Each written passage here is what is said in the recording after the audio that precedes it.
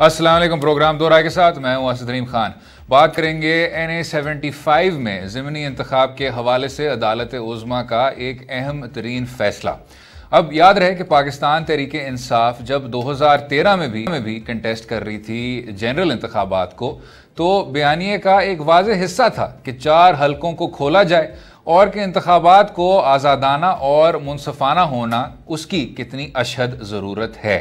लेकिन अब हुकूमत में आते साथ ही जब हिज़्ब इख्तिलाफ ने इन इंतखाबात को कंटेस्ट किया, 2018 के इंतखाबात को कंटेस्ट किया, तो PTI ने अपने 2013 वाले बयानिए को एक तरह से दोहराया कि सबसे ज़्यादा शफाफ इंतखाबात तो यही जमात चाहती थी। लेकिन NA-75 के ज़िमनी इंतखाबात में इस बयानिए को बेतहाशा कमज़ोर होते हुए नज़र आया। सबसे पहले तो इलेक्शन कमीशन ऑफ पाकिस्तान ने मार्च में यह फैसला किया कि क्योंकि इलेक्शन कवानीन में बेतहाशा खिलाफ वर्जी देखने को मिली थी, तो अब NA-75 में री पोलिंग होगी और इस फैसले को आज अदालत उज़्मा ने अपहोल्ड कर दिया, ये कहते हुए कि कानून, आइन और अपने दायरे इख्तियार की रोशनी में रहते हुए उसका यही फैसला होगा कि NA-75 10 अप्रैल को रीपोल होगा और पाकिस्तान तहरीक इंसाफ का जो मौक़िफ़ था वो मुस्तरद हुआ। लेकिन साथ में ये भी बात करेंगे जो हिज़्ब इख्तिलाफ का मुस्तकबिल है। पाकिस्तान डेमोक्रेटिक मूवमेंट में भी वाज़ेह किस्म के दरार नज़र तो आ रहे हैं, उनका किस तरह फ्यूचर तस्वर किया जा रहा है। और जो शायद सबसे अहम बात है कि PTI की हुकूमत को अब क्योंकि 2.5 साल होने को जा रहे हैं, बल्कि 2.5 साल हो गए, आने वाले दिनों में क्या काबीना में रिशफल्स इसी तरह जारी रहेंगी और पॉलिसी रिफॉर्म के हवाले से, बड़े बड़े इस्लाहात के हवाले से, मंशूर के वादों के हवाले से क्या पाया क्या खोया और अपनी ही पॉलिसी और अपने ही मंशूर पर क्या कुछ अमल दरामद हो पाया है, इन सब पर हम बात करेंगे वज़ीर-ए-आज़म पाकिस्तान के ख़ुसूसी मुआविन इत्तलात रऊफ़ हसन साहब के साथ। बहुत शुक्रिया रऊफ़ हसन साहब शो में शामिल होने का, अपना कीमती वक्त देने का। Thank you so much. वक्फे के बाद ये सब सवाल करेंगे, रहिएगा हमारे साथ।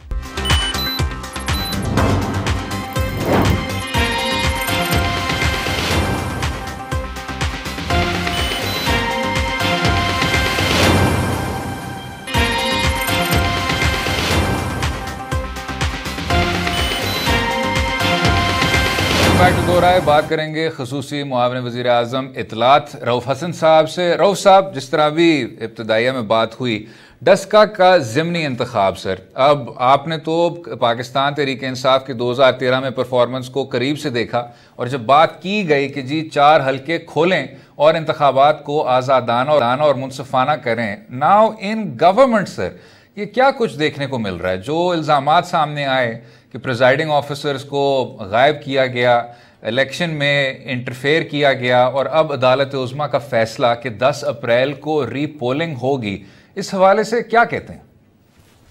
Thank you Asad, thank you very much. देखिए, पाकिस्तान तहरीक इंसाफ का 2013 से कबल 2013 में, अब और आइंदा आने वाले ज़माने में मुनसिफाना और आज़ादाना इंतखाबात के ऊपर अनफ्लिंचिंग जो फेथ है वो कायम रहेगा। मतलब उसमें कोई चेंज नहीं आई, कोई चेंज नहीं आएगी, ये एक रियलिटी है। अब 2013 में जो इंतखाबात हुए थे उसमें पाकिस्तान तहरीक इंसाफ ने, जो आप भी फरमा रहे हैं, जो आपने अपने इब्तदाइया में कहा है, जब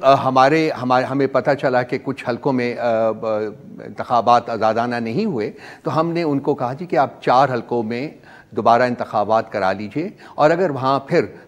जो पार्टी है वो जीत जाती है, दूसरी पार्टी है, तो हम उसको कबूल कर लेंगे और आगे बढ़ेंगे। इसके साथ साथ जो सबसे इम्पॉर्टेंट चीज़ है वो ये है कि हमने जो हमारे ऑब्जेक्शंस थे जिस हलकों के ऊपर, उसकी जो अप्रोप्रिएट कंप्लेंट्स थी वो पार्टी के मुख्तलिफ जो कैंडिडेट्स थे उन्होंने रजिस्टर करवाई। ये कंप्लेंट्स कोई 170-180 के करीब थी,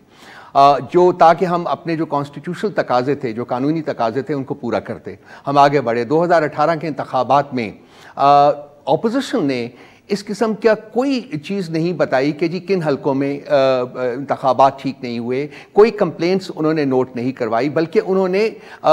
यक जुम्बिश कलम सोट से उन्होंने कहा जी कि इंतखाबात सारे के सारे जो है वो ख़राब हुए और हम इनको मानते ही नहीं है डे 1 से। लेकिन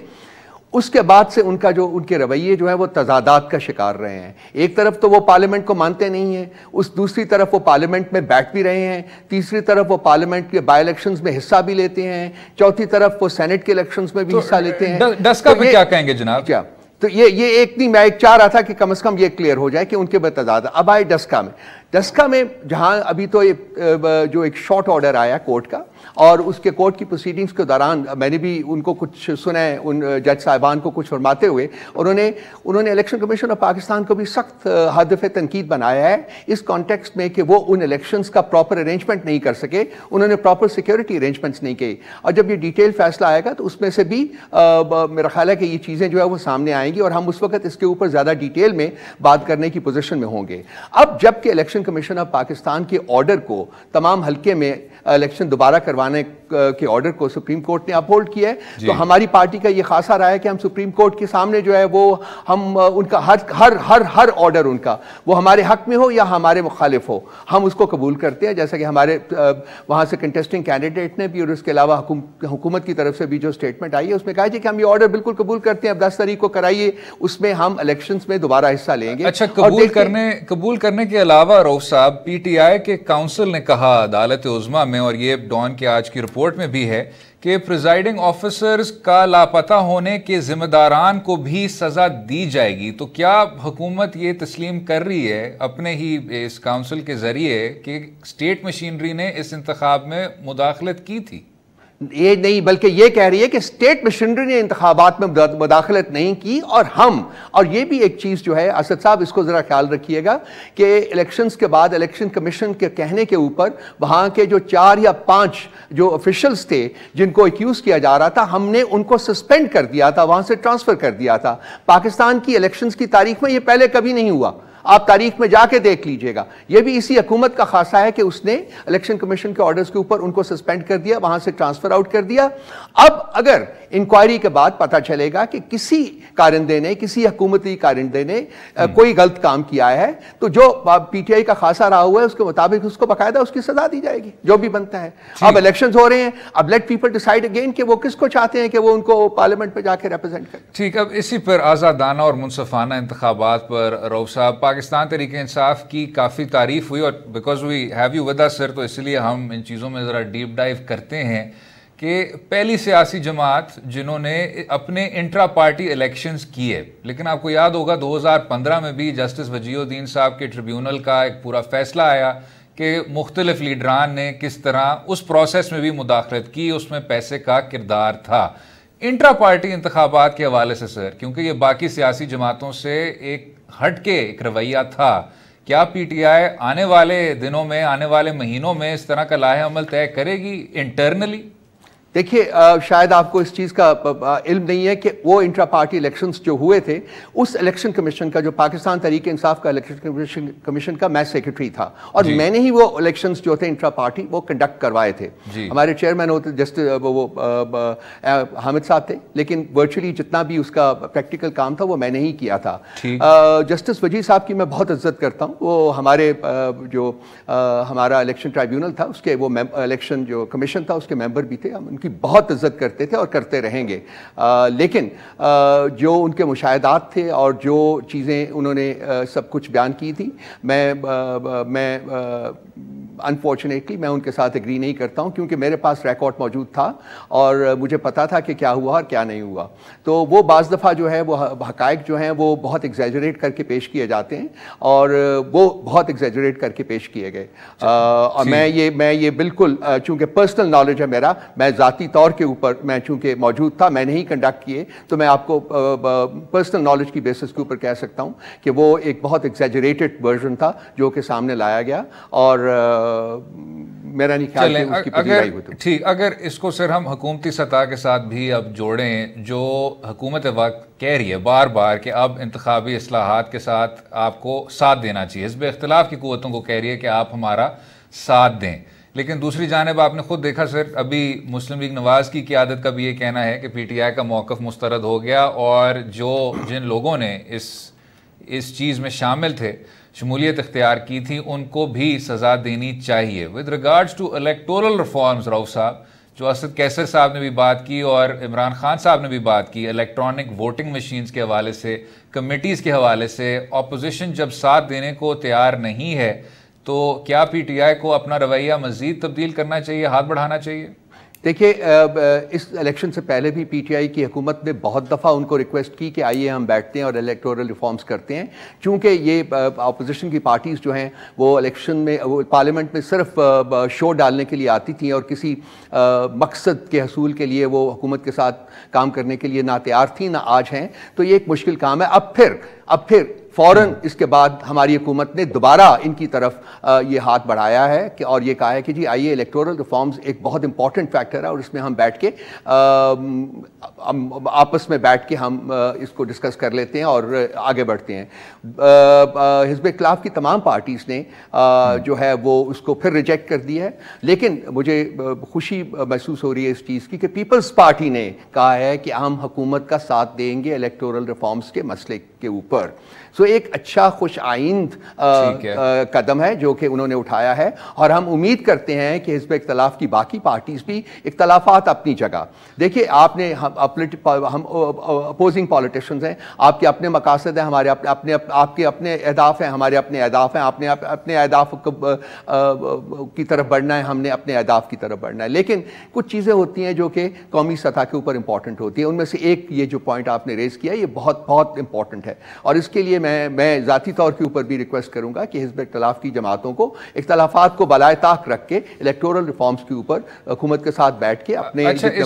اس میں مختصراً رؤف صاحب اور پھر وقفے پہ جائیں گے، الیکٹرانک ووٹنگ مشینز کا اس میں کتنا کردار ہے اور حکومت وقت اس نقطے کو کتنی زیادہ توجہ دے رہی ہے؟ دیکھیے چونکہ اس ملک میں جو الیکشنز کی ہسٹری ہے اسد صاحب وہ آپ جانتے ہیں کہ میرا خیال ہے 1970 کے الیکشنز کے علاوہ باقی تمام الیکشنز جو ہیں وہ ان کو حد پہ تنقید بنایا گیا اور کسی نہ کسی پولیٹیکل پارٹی نے ان کے ٹرانسپیرنٹ اور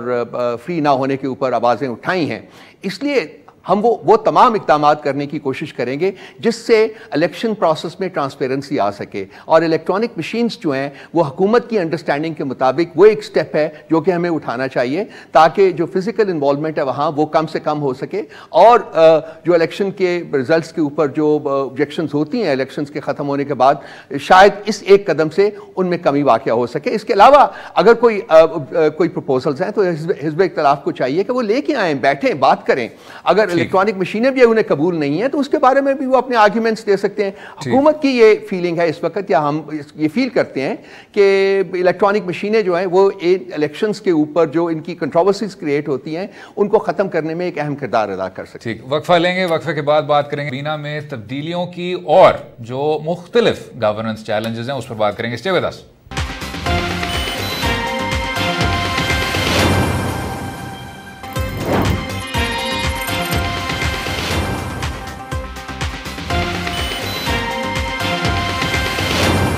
بیک ٹو دو رائے، بات کریں گے مختلف گورننس کے کرائسس کی، لیکن اس سے پہلے جو کابینہ میں اہم تبدیلیاں دیکھنے کو مل رہی ہیں، ہمارے ساتھ ہیں S A P M on information Rauf Hasan sahab. Rauf صاحب، سب سے پہلے تو سر بہت ایک اہم اور اولین ترجیح والی وزارت سمجھی جاتی ہے وزارت خزانہ۔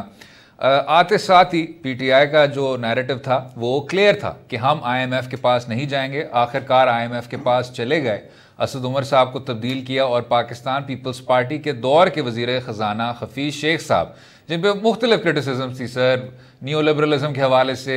آئی ایم ایف کے شکنجے کے حوالے سے، ایٹسیٹرا ایٹسیٹرا، لیکن ان کو بھی پھر ٹرائی آؤٹ کیا، اور آخر میں سینٹ کے انتخابات کے بعد پی ٹی آئی نے یہ کہا تھا کہ حفیظ شیخ صاحب فی الحال مشیر خزانہ رہیں گے، لیکن اب ہم نے دیکھا کہ مہنگائی کو، انفلیشن کو ایک مرکزی نقطہ بناتے ہوئے حفیظ شیخ صاحب سے بھی ان کا جو پورٹ فولیو تھا واپس لے لیا گیا۔ حماد اظہر صاحب از دی تھرڈ فائنانس منسٹر، 2.5 سال میں تیسرے وزیر خزانہ بن چکے ہیں۔ کس طرح دیکھتے ہیں اس کو رؤف حسن صاحب؟ کیا استحکام کے حوالے سے بہتر نہ ہوتا کہ ایک ہی وزیر خزانہ ہوتے؟ پاکستان بہت بڑا پیچیدہ ملک ہے، اس کی فائنینشیل مشینری انفراسٹرکچر بہت پیچیدہ ہے، turning the ship around is difficult. کیا کہتے ہیں سر؟ آپ نے لفظ استعمال کیا ہے استحکام کا، میں ایک لفظ استعمال کرنا چاہتا ہوں، اس کو وہ ہے ایکسلنس کا۔ استحکام کی اپنی امپورٹنس ہوتی ہے، بالکل صحیح فرما رہے ہیں، میں بالکل مانتا ہوں، اور لیکن ہماری جو حکومت ہے، خاص کر جو پرائم منسٹر عمران خان ہے، وہ ہمیشہ جو سیکھ کرتے ہیں وہ ایکسلنس سیکھ کرتے ہیں. وہ کسی ہاف وے کے اوپر کنٹینٹ نہیں ہوتے کہ جی چلیے ٹھیک ہے اس کو اوور لک کر لیں، اس کو قبول کر لیں، اس کو ٹھیک کر لیں، اس کو نہ کریں. وہ ہمیشہ ایکسلنس کی تلاش میں رہتے ہیں، سیکھ کرتے ہیں اس کو اور ان کی حتی الوسع کوشش ہوتی ہے کہ میں اپنے ہر کام میں جس میں ہاتھ ڈالوں وہ میں اس کو ایک بہت ہی اچھے طریقے سے اس کو سر انجام دوں. میں جو آپ نے فرمایا کہ جی جس وجہ سے حفیظ شیخ صاحب کو نکالا گیا، میں اس سے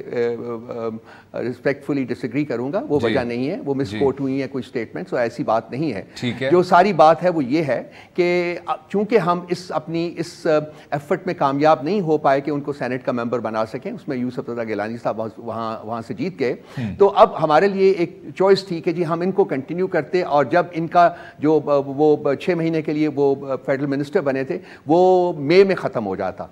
مئی میں، دیٹس رائٹ. تو اس کے بعد پھر ہمیں نیا وزیر خزانہ لانا پڑنا تھا. لیکن ہم نے یہ بھی سوچا کہ چونکہ اب اگلے بجٹ کے اوپر کام شروع ہونا ہے تو وہی شخص جو ہے وہ بجٹ کے اوپر کام کرے جس نے وہ اس کو آگے لے کے چلنا ہے بیونڈ میں. تو اس میں جو فیصلہ ہوا، اس فیڈریشن کو سامنے رکھ کے جو فیصلہ ہوا وہ یہ تھا کہ اس بندے کو ابھی سے چارج دینا چاہیے تاکہ وہ جو بجٹ اپنی سمجھ بوجھ کے مطابق بنا سکے اور پھر اس کو وہ کیری تھرو بھی کر سکے for approval through the national assembly. اچھا رؤف صاحب، یہ ایک حقیقت ہے جو میں نے آپ کے ساتھ شیئر کی ہے. اس میں وجہ جو دوسری آپ نے بیان کی ہے، میں نے جیسے پہلے عرض کیا، وہ نہیں ہے. اچھا، یہ تو آپ نے بالکل درست بات کی رؤف صاحب. اور عدالت عالیہ کے فیصلے کی روشنی میں بھی جو خصوصی مشیر ہوتے ہیں وہ ایک منتخب وزیر کے اس طرح کے فنکشنز ایکسرسائز نہیں کر سکتے. بالکل درست فرما رہے ہیں. لیکن اسی بات کو سامنے رکھتے ہوئے جو شوکت ترین صاحب کے متعلق خبریں سامنے آ رہی ہیں سر، اگر آپ نے ایک الیکٹڈ آدمی لاہور سے جیتے ہیں حماد اظہر صاحب، ان کو یہ پورٹ فولیو دے دیا ہے اور ان میں اعتماد بھی آپ ریپوز کر چکے ہیں، تو شوکت ترین صاحب کی کیا اس طرح کی ٹیکنوکریٹک یا فائنینشیل امور کے حوالے سے ایکسپرٹیز کی ضرورت ہے؟ دیکھیے یہ سارا کچھ جو شوکت ترین کے بارے میں ہے یہ اسپیکولیشن کے زمرے میں آتا ہے. میرا نہیں خیال کہ ان کو وزارت خزانہ کا چارج دیا جا رہا ہے. ہاں اگر کوئی کسی ایڈوائزری کیپیسٹی میں وہ آئیں تو وہ شاید آ جائیں، لیکن اس وقت اس کا بھی فیصلہ، ابھی تک اس کا فیصلہ بھی نہیں ہوا. یہ زیادہ تر جو ہے اسد صاحب یہ اسپیکولیشن کے زمرے میں آتا ہے، اور میرے لیے مناسب نہیں ہے کہ میں اس کو فردر اس کے اوپر کامنٹ کروں، بیکاز ابھی تک اس قسم کا کوئی فیصلہ جو ہے آج شام تک وہ میرے علم میں نہیں ہے کہ یہ فیصلہ ہو چکا ہوا ہے. ٹھیک، تو جو ترین صاحب خود کہہ رہے ہیں کہ جی ایڈوائزری کاؤنسل میں میرا ایک طرح سے کردار ہوگا، اور بشرطے یہ کہ نیشنل اکاؤنٹیبلٹی بیورو میں کیسز کو وڈرا کیا جائے، وہ آپ کہہ رہے ہیں حکومت وقت نے اس پر فیصلہ نہیں کیا. جی حکومت کی کنٹینشن یہ ہے کہ وہ نیشنل اکاؤنٹیبلٹی بیورو کے کسی کام میں انٹرفیئر نہیں کرے گی. تو یہ اگر وہ پری کنڈیشن لے کے آ رہے ہیں تو وہ ان کی یہ پری کنڈیشن حکومت پوری کرنے کی پوزیشن میں نہ تھی، نہ ہے اور نہ ہوگی. یہ نیشنل اکاؤنٹیبلٹی جو ہے اس نے اپنا کام کرنا ہے، اور ہم ان کے کام میں انٹرفیئر کرنے میں بلیو نہیں کرتے. بالکل ٹھیک رؤف صاحب. اب جو شروع میں بات ہوئی اس پہ ٹچ کیا تھا ہم نے آئی ایم ایف پر سر، پی ٹی آئی میں، اور یہ لوگ جانتے بھی ہیں کہ ایک طرح سے سپلٹ ہے، مختلف آراء ہیں کہ جانا چاہیے تھا، نہیں جانا چاہیے تھا، آخر میں مجبوراً چلے گئے، اور شاید اس تاخیر کی وجہ سے بھی پاکستان کی معیشت کو نقصان پہنچا. اب سر جب ہم لانگ ٹرم فائنینشیل پلاننگ کی بھی بات کرتے ہیں، اور یہ میں آپ سے سوال بھی بہت زیادہ ہیوملٹی کے ساتھ کر رہا ہوں، I am not an economist, لیکن آئی ایم ایف کے شکنجے سے اب چھٹنے کے لیے سر بار بار آئی ایم ایف نہ جانا، جو ایک بنگلہ دیش کا اور ہندوستان کے بھی آپ کے کچھ ماڈلز ہیں وہ بھی ہم سے بہت کم ریلائی کرتے تھے، تاریخی طور پہ بہت کم ریلائی کیا انہوں نے آئی ایم ایف پہ، ان گلوبل اداروں پہ. کیا ایک لانگ ٹرم لاہ عمل طے کر چکی ہے پاکستان تحریک انصاف کی حکومت، یا بار بار جانا پڑے گا اور مقروض ہونا پڑے گا؟ دیکھیے ہر حکومت کی خواہش ہوتی ہے، اور خاص کر پاکستان تحریک انصاف کی حکومت جب آئی تو اس کی خواہش تھی کہ وہ کسی فردر اسٹرینگولیشن میں، جیسے کہ آئی ایم ایف کے بارے میں کہا جاتا ہے، اس میں نہ پڑے. لیکن جو حکومت سے باہر رہ کے جو حالات آپ کے علم میں ہوتے ہیں، اور جب حکومت میں آپ آتے ہیں اور وہ حالات جس شکل میں آپ کے علم میں آتے ہیں، ہماری حکومت جب آئی تو اس میں بہت زیادہ تضاد تھا، بہت زیادہ فرق تھا. اور جب ہم آئے تو ہم نے دیکھا کہ پاکستان کی اکانومی اور پاکستان کا نیشنل ایکسچیکر جو ہے وہ ورچولی وہ بینکرپسی کی ورج کے اوپر کھڑا ہوا تھا. تو اس وقت ہمیں کچھ فیصلے ایمرجنسی میں کرنے پڑے، اور پہلے سال میں ہی تقریباً $14.5 billion ہم نے انٹرسٹ پے کرنا تھا first year, and we did not have a penny in the کٹی. सो वो $14.5 बिलियन जो था वो हमने अरेंज करना उस वक्त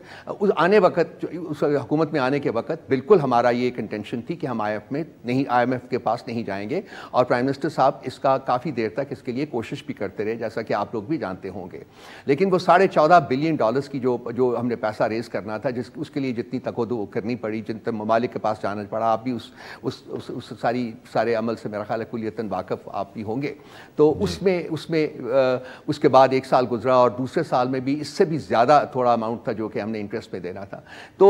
जो फाइनेंशियल ज़रूरियात थी हुकूमत की वो इस किस्म की थी कि सिर्फ दोस्त ममालिक से बायलैटरल बेसिस के ऊपर वो पैसे रेज नहीं किए जा सकते थे। हमें इस वजह से मजबूरन जो है इंटरनेशनल मॉनेटरी फंड IMF के पास जाना पड़ा, और एक लिहाज से अच्छा भी है, बिकॉज हम बिलीव करते हैं कि उनके पास जाके जो लेवल ऑफ ट्रांसपेरेंसी है हमारे फाइनेंशियल इंस्टीट्यूशंस में वो आया है और फर्दर इंप्रूव होगा। उन्होंने जो रेगुलेशंस लगाई हैं उस 2 तरीके से आप उनके ऊपर देख सकते हैं। एक तरीका वो है जो कि हमारी अपोजिशन देखना चाह रही है कि जी उन्होंने कयूत लगा दिए हैं और पाकिस्तान अपनी सॉवरेंटी खो चुका है और ये हो चुका और वो हो चुका हुआ है। मेरे जैसा बंदा जो है उसके ऊपर एक डिफरेंट तरीके से देखेगा। वो ये है कि जी शायद उनके आने से, उनके साथ ये एग्रीमेंट साइन करने से, उनके वो जो उन्होंने शराइत लगाई हैं और जो उन्होंने रिकमेंडेशंस दी हैं उनको इम्प्लीमेंट करने से पाकिस्तान के फाइनेंशियल इंस्टीट्यूशंस में, फाइनेंशियल एनवायरनमेंट में एक हायर लेवल ऑफ ट्रांसपेरेंसी जो है वो आया है, और इसको फर्दर इंप्रूव किया जाते रहना चाहिए। तो मैं उसको पॉजिटिवली देखता हूं। जी बिल्कुल, आपके इस हद तक मैं आपकी बात के साथ एग्री कर रहा हूं कि बिल्कुल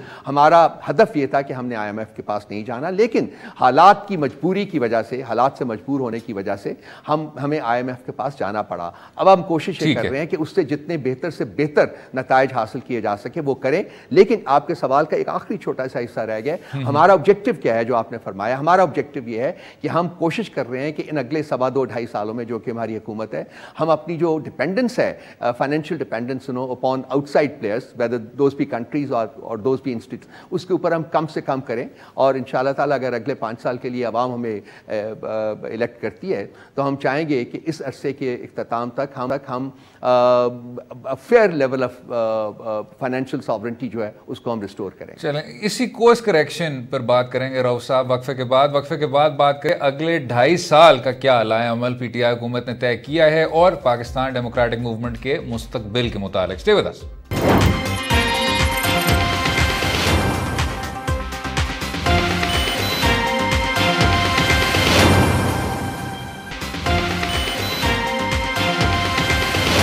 बैक टू दोहराए बात तो कर ली पिछले 2.5 साल की पाकिस्तान तहरीक इंसाफ की हुकूमत की कारकर्दगी की, लेकिन अगले 2.5 साल किस तरह के नुमायां होने को जा रहे हैं। रऊफ हसन साहब, हमने IMF और माशी कुछ फायर फाइटिंग की तो बात की, लेकिन ये बताइएगा सर, जो बिग टिकट इस्लाहात थे, अभी गुलाम सरवर साहब की जो स्टेटमेंट है कि PIA को प्राइवेटाइज नहीं किया जाएगा, जो ये बड़े SOEs हैं सर, स्टेट ओन्ड एंटरप्राइजेज, आपके एक तरह से ये सरकारी एंटरप्राइजेज हैं, चाहे स्टील मिल हो, चाहे PIA हो, रेलवे हो, जिसमें जो इसी तरह का एक वाइट एलिफेंट मंसूबा समझा जाता है, नुकसानदेह समझा जाता है मईशत के लिए, उनमें उस तरह के रिफॉर्म्स नहीं किए जा रहे। अब इसमें सर एंड पॉइंट क्या होगा? सर एंड पॉइंट जो एक लॉजिकल एंड पॉइंट है असद, वो तो ये होना चाहिए कि जो प्रॉफिट मेकिंग आपके पास इंस्टीट्यूशंस हैं नहीं हैं, उनको आप लिक्विडेट करें, उनको आप प्राइवेटाइज करें या उनको लिक्विडेट करें। लेकिन पॉलिटिकल हुकूमत जो होती है, डेमोक्रेटिकली इलेक्टेड हुकूमत, वो उसके कुछ अपनी मजबूरियां भी होती हैं और मेरा ख्याल है कि कुछ उसकी ज़रूरियात भी होती हैं। अब PIA जो है वो नेशनल कैरियर के तौर के ऊपर है, जैसे PTV जो नेशनल ब्रॉडकास्टर के तौर के ऊपर है। स्टील मिल जो है, आपको याद है कि किसी ज़माने में एक प्रॉफिट मेकिंग बॉडी होती थी, उसके बाद उसको पोलिटिसाइज कर दिया गया। इसके अलावा मेरे इल्म में है 178 या 79 और पब्लिक सेक्टर ऑर्गेनाइजेशन है, वो सब की सब नुकसान कमा के। तो this is a huge inheritance, it's a huge inheritance that the government received from the previous times. तो अब कोशिश तो हो रही है, PIA को प्रॉफिटेबल बनाने के लिए बहुत कोशिशें हो रही हैं। इसी तरह से जो स्टील मिल है उसमें एक सब्सिडरी बॉडी जो है वो कॉन्स्टिट्यूट की गई है, जिसको कि इसकी मैनेजमेंट जो है वो हैंड ओवर की जा रही है। तो उसकी भी एक मेरा ख्याल लास्ट स्टेज एफर्ट है कि जी वो भी प्रॉफिटेबल हो सके, या कम अज़ कम अपने लॉसेस जो है उसको कम करने के बाद ख़त्म कर सके। बाकी जो है जितनी जो मैंने और जो पब्लिक सेक्टर ऑर्गेनाइजेशंस की बात की है, उसके ऊपर बहुत सीरियसली उनको कंसिडर किया जा रहा है कि उनको क्या करना है। और मेरा خیال ہے کہ بہت جلدی آپ کو جو فیصلہ ہے حکومت کا وہ آپ کے سامنے آئے گا، لیکن ان میں سے کچھ کو تو ہم لیکویڈیٹ کر چکے ہوئے ہیں، وہ آہستہ آہستہ جو ہے وہ ہو رہی ہیں، اور اس کا جو ایکچولی جو حل ہے وہ صرف یہی ہے۔ اس کی وجہ یہ ہے کہ ہاں آپ کسی ایک بندے کو جو کہ کانٹریکٹ کے اوپر بھی ہے نا پبلک سیکٹر میں، جب آپ اس کو نکالتے ہیں، وہ بے شک گولڈن ہینڈ شیک کے ساتھ نکالتے ہیں، وہ ساری چیزیں جو ہیں وہ آپ کی وہ جوڈیشری میں لینڈ اپ کر جاتی ہیں اور جوڈیشری وہ کام نہیں کرنے دیتی ہے۔ سو جو ایگزیکٹو ڈومین ہے وہ گریجولی شرنک کر چکی ہوئی ہے اور کرتی جا رہی ہے، جو کہ ایک بڑا ورنگ فیکٹر ہے میرے جیسے شخص کے لیے، اور اس میں میرا خیال ہے کہ ہمیں کانسٹیٹیوشن کو ریویو کرنا پڑے گا at some point in time, تاکہ جو ایگزیکٹو ڈومین ہے اس کو ری اسٹیبلش کیا جا سکے اور اس کو اسٹرینتھن کیا جا سکے۔ تو حکومت جو ہے، حکومت کے جو آپشنز ہیں یہاں آپریٹ کرنے کے وہ بہت لمیٹڈ ہے، اس لیے وہ ان کو نکال نہیں سکتی، وہاں سے جو پولیٹیکل اپوائنٹیز ہیں ان کو باہر نہیں نکال سکتی۔ سو یہ ان سب چیزوں کو قبول کرتے ہوئے حکومت کے پاس اتنے فنڈز بھی نہیں ہے کہ جی ان سب کو گولڈن ہینڈ شیکس دے کے ان کو کہے جی کہ ٹھیک ہے آپ جائیے، اس کے بعد جو آرگنائزیشن رہ جائے اسکیلیٹن آرگنائزیشن اس کو آپ آگے پرائیویٹائز کر دیں۔ رؤوف صاحب کیوں اس پر سر، کیونکہ ٹائم ہمارا ذرا کم ہو رہا ہے، اگر ہم کچھ اپوزیشن کی بھی بات کر لیں، اسی شو پہ پچھلے ہفتے سابق وزیر اعظم شاہد خاقان عباسی صاحب نے کہا کہ آنے والے دنوں میں صرف ایک طرح سے ایک راہ کو اختیار کرنا ہوگا،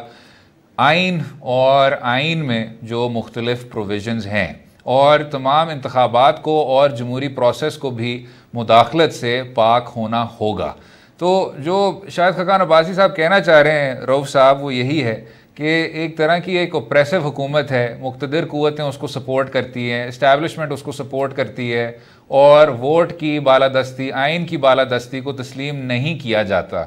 اس بیانیے کے حوالے سے رؤوف صاحب، اگر ایک ڈیموکریٹک ٹرانزیشن ہو چکی ہے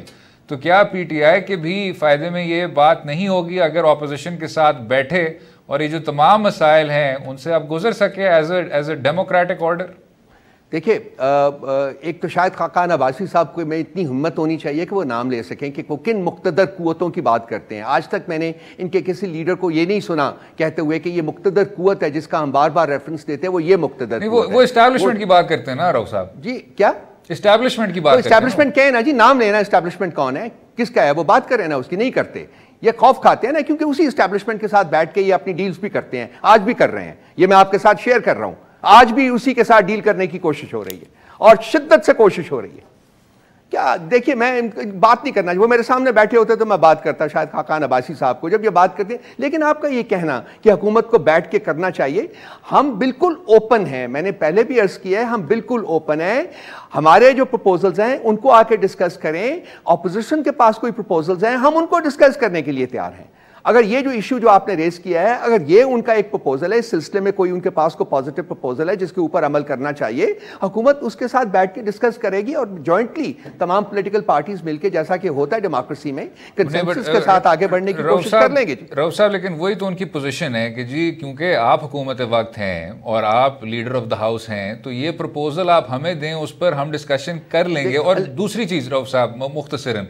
یہ کہ نیشنل اکاؤنٹیبلٹی بیورو کو ایک ہتھیار کے طور پر استعمال کیا جا رہا ہے، اگر ہماری تمام کی عادت جیل میں ایک ریوالونگ ڈور کے طور پہ اندر باہر جا رہی ہے، تو ہم کس طرح اسی جمہوری پروسیس کو آگے چلائیں گے؟ کیا آپ یہ کہنا چاہ رہے ہیں یا شاید خاقان عباسی صاحب یہ کہہ رہے ہیں کہ جی ان کی لیڈرشپ کرپٹ نہیں ہے، انہوں نے مال نہیں بنایا ہوا، ان کو سپریم کورٹ نے کنوکٹ نہیں کیا ہوا، کنوکشنز نہیں ہوئے، وہ کہہ رہے ہیں کنوکشنز نہیں ہوئے، کیا نہیں ہوا؟ کنوکشن ہوئی ہے، کنوکشن ان کو سپریم کورٹ سے کنوکشن ہوئی ہے، مریم نواز کی سپریم کورٹ سے کنوکشن ہوئی ہے۔ کیا یہ چیزیں حقیقت نہیں ہے؟ یا تو وہ جائیں نا سپریم کورٹ میں جا کے کہیں جی کہ وہ کنوکٹڈ نہیں ہے، آپ اس کو اوور ٹرن کریں، وہ ان کو جانا چاہیے وہاں نا۔ لیکن ایک طرف نہ اہلی ضرور ہوئی ہے لیکن in criminal court of law appeals are pending, sentences have been suspended. تو جائیں نا کورٹ میں وہی عرض کر رہا ہوں، کورٹ میں جائیں، انہیں کہیں جی کہ اس کو ایکسپیڈائٹ کریں اس پروسیس کو، ہم اس میں تو انٹرفیئر نہیں کریں گے۔ نیب کو ہم پولیٹیکل انسٹرومنٹ کے طور کے اوپر استعمال نہیں کر رہے ہیں، میں حکومت کے بہاف کے اوپر آپ کو یہ کیٹیگوریکل سٹیٹمنٹ دے سکتا ہوں، ہم نہیں کر رہے ہیں۔ ہاں ہم سب کا احتساب کرنا چاہتے ہیں، کراس دا بورڈ احتساب کرنا چاہتے ہیں، اور اس عمل کو ہم ختم نہیں کریں گے، یہ ہماری حکومت کی کنوکشن ہے، ہم اس عمل کو ختم نہیں کریں گے بلکہ اس عمل کو آنے والے وقت میں انٹینسیفائی کریں گے اور اس کو ایکسپینڈ کریں گے۔ ہم چاہتے ہیں کہ اس ملک سے یہ جتنا بھی گند ہوا ہے وہ ختم ہو، وہ کوئی بھی ہو، हुकूमती पार्टी में हो या अपोजिशन में हो। रऊफ साहब, यही जो आपकी बात थी कि नैब को हम इस तरह इस्तेमाल नहीं करते, तो उसी पर सर जो आपके इंडिपेंडेंट तज्जियाकार हैं वो भी यही कहते हैं कि एक तरफ आपके पास कोई 10 से 15 हाई प्रोफाइल अपोजिशन के लीडरान हैं जिन पर ये केसेस एग्जैसरबेट हुए हैं, और दूसरी जानब 2 पीटीआई के लीडरान गिरफ्तार हुए हैं। एक का पीटीआई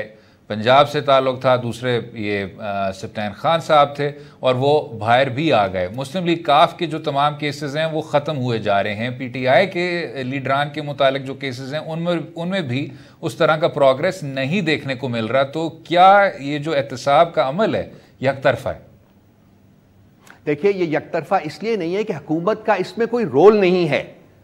ये सारे सवाल जो हैं वो नैब से करने चाहिए, आपको अपोजिशन को भी नैब से करना चाहिए या जुडिशरी से करने चाहिए। वहां जो केसेस पेंडिंग है इनके उनको एक्सपेडाइट करवाना चाहिए। नैब अगर कोई गलत काम कर रहा है तो नैब से जाके सवाल करें, उनसे कहें कि क्यों ये गलत काम हो रहे हैं। हुकूमत का इसमें कोई अमल दखल नहीं है। हाँ, हमने एहतसाब का अमल जारी रखना है। अगर हमारे पास कोई इंस्टेंसेस आएंगे करप्शन के, वो हमने आगे फॉरवर्ड करने हैं, हमने वो नैब को फॉरवर्ड करने हैं, और हम चाहेंगे कि वो नैब उसके ऊपर अपना काम जो है अपने अपने अपने रूल्स एंड रेगुलेशंस के अंदर रह के वो करे। हुकूमत का अगर कसूर है तो वो सिर्फ ये है कि हम एहतसाब के अमल को खत्म नहीं करना चाह रहे, जिसकी डिमांड जो है बार बार अपोजिशन ने हमसे की है, लेकिन वो नहीं खत्म होगा। नैब को जाके पकड़ें, नैब से सवाल करें, जुडिशरी से सवाल करें, जहां केसेस पेंडिंग है वहां सवाल करें। हमारा इसमें कोई अमल दखल नहीं है, हमारी कोई इंटरफेरेंस इसमें नहीं होगी। ठीक, बिल्कुल। आखिर में रऊफ हसन साहब, कानून साजी के हवाले से 2023 तक आपके करीब वो कौन सी बड़ी बड़ी लेजिस्लेटिव अचीवमेंट्स होंगी या हो चुकी हैं जिसकी वजह से फिर पीटीआई वापस जा सकेगा इलेक्टोरेट के पास और कहेगा कि हमें एक बार फिर वोट दें? गरीब आवाम की सहूलत के लिए जो प्रोजेक्ट्स इस हुकूमत ने लॉन्च किए हैं वो अनप्रेसिडेंटेड है। उसको एहसास के कॉन्टेक्स्ट में देख लीजिए, उसमें कोई भूखा नहीं सोएगा उस कॉन्टेक्स्ट में देख लीजिए, उसमें और बहुत से और हैं जो हेल्थ कार्ड के कॉन्टेक्स्ट में देख लीजिए, और बहुत से प्रोजेक्ट हैं जो कि हमने लॉन्च किए हैं और अभी बहुत से और प्रोजेक्ट लॉन्च करेंगे। सो गरीब आवाम की जो भलाई के लिए काम हो रहा है। और मैं आप में इसमें बड़ा ये भी बताना चाहूँगा कि ये जो इन्फ्लेशन है इसके ऊपर बहुत ही शिद्दत से काम हो रहा है, और आप देखेंगे कि आइंदा 2-4-6 महीनों में ये जो महंगाई है ये काफ़ी हद तक ख़त्म हो जाएगी और कीमतें जो है वो नीचे आ जाएंगी। तो हमारी कमिटमेंट है वो है to the betterment of to the poorest of the poor people. Basically आप कोविड के दरमियान भी देखिए, जबकि हालात बहुत ख़राब थे, उस वक्त भी प्राइम मिनिस्टर साहब ने कहा जी कि हम लॉकडाउन करना बर्दाश्त नहीं कर सकते हैं, क्योंकि हम गरीब की रोट का निवाला जो है वो उससे नहीं छीन सकते हैं। तो ये तमाम जो अवामिल है, मेरा ख्याल है वो जब आइंदा 2-2.5 साल गुजरेंगे तो उस वक्त ये बहुत मैच्योर हो चुके होंगे, और इसके जो सम्राट हैं वो ट्रिकल डाउन इफेक्ट के जरिए नीचे की सतह तक जा चुके होंगे। तो मेरा ख्याल है कि एक बहुत खासा वास्ट रेपरटोर हमारे पास होगा कि हम आवाम के पास जा सकें और उनसे कह सकें कि देखिए हमने आपके लिए ये सब कुछ किया है और आप हमें दोबारा लाएं, और हमें यकीन है कि हम 2023 का इलेक्शन भी जीतेंगे। खसूसी मुआविन वज़ीर आज़म रऊफ हसन साहब, बहुत शुक्रिया शो में शामिल होने का, अपनी वक्त देने का, मुख्तलिफ अमूर पर बात करने का। उम्मीद है आपको आज का प्रोग्राम पसंद आया होगा। अपनी राय से भी आगाह कीजिए और कल तक इजाज़त दें। खुदा हाफ़िज़।